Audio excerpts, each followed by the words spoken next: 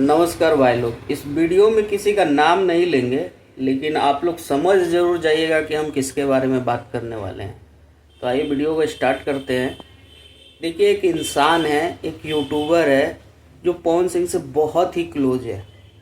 था, अब नहीं। उस इंसान को पवन सिंह जब इतने तकलीफ में थे, पवन सिंह ने जब प्रेस कॉन्फ्रेंस किया था तो उसको सारी चीज़ें बनावटी लग रही थी।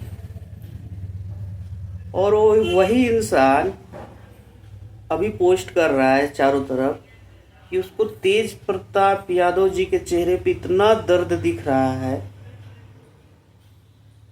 उसके लिए वो कुछ किए भी नहीं है, फिर भी उनके लिए इसको दर्द दिख रहा है। और जो पवन सिंह की वजह से यह इंसान बना, उनके चेहरे पे इसको दर्द दिखाई नहीं दिया।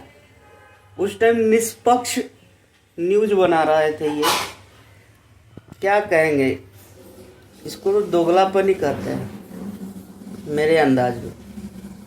बाकी तारा लोग के एगो दूगो छुटपुटिया लोग से कैला से कुछ ना होई, हमने नियन 20 गो और खड़ा हो जी, उसे कुछ होखे वाला नहीं है पवन सिंह के। बाकी भाई लोग, अगर बात में सच्चाई हुई तो कमेंट करके बताइए लोग कि हमारी बात सही बा कि गलत बा।